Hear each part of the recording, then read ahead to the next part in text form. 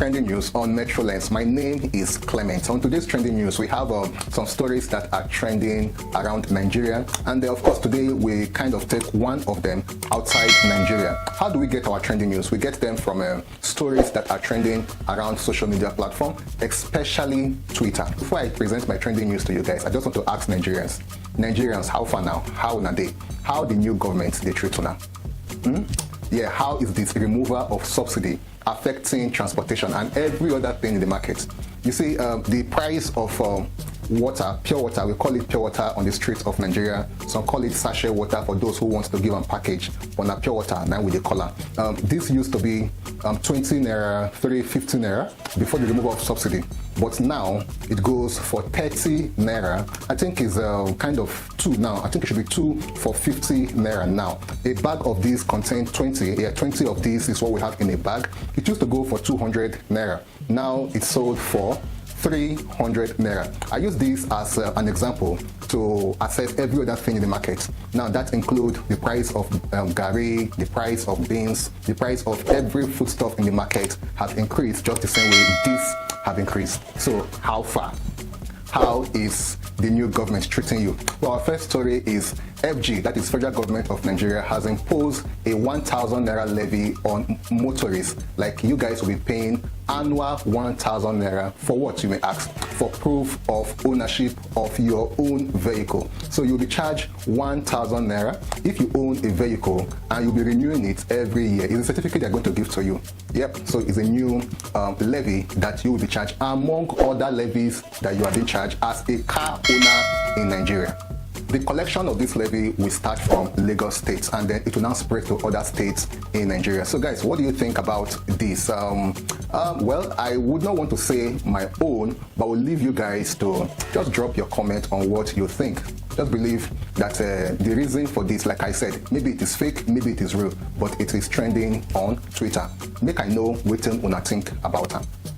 So our second story is about the return of our brand new president, our dear President Bola Ahmed Tinubu. You see, I have been around for a long time. I have witnessed President Obasanjo's regime. I actually pay keen attention to his regime. From there till now that we have President Bola Ahmed Tinubu, I never see where presidents travel, go abroad for a meeting, and then as he was coming back, or as he's coming back, then we have military parade.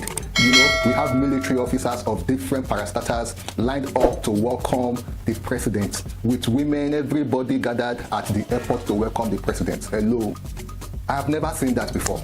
This is the first time I have seen that. And in fact, like I said, these stories, we bring them out from social media, you know, so that we can hear what people are saying. Even a lot of people, in fact, people are now saying, is this how our president will see him now? Look at the video, see the video, see the video. Is this how our president will be welcoming our president whenever he travels abroad?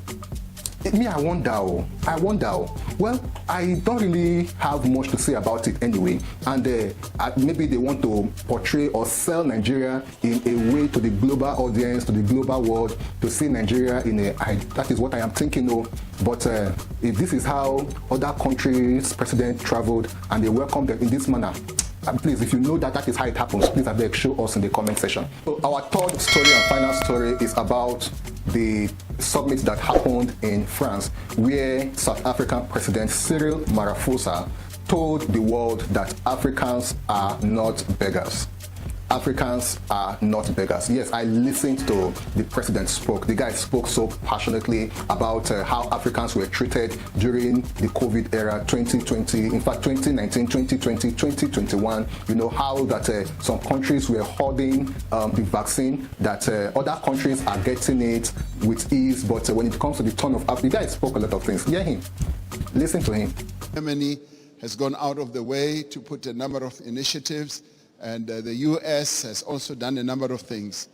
But there have been times when we felt like we were beggars. I played a key role as chair of the African Union during the COVID period. We felt like we were beggars when it came to vaccine availability, when we felt we needed access to vaccines, and the Northern Hemisphere countries had bought all the vaccines in the world, and they were hogging them. And they didn't want to release them at the time when we needed them most. And we felt like we were begging. And at times it felt like there would just be droppings from the table that, yes, we will give you that and that. And let me tell you something that generated a lot of resentment. We resented that, and it got worse when we said we want to manufacture our own vaccines.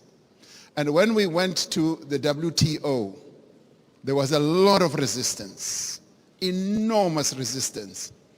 And we kept saying, what is more important, life or profits by your big pharmaceutical companies? And that too, I must tell you now, generated and deepened that disappointment and resentment on our part, because we felt like life in the Northern Hemisphere is much more important than life in the global South.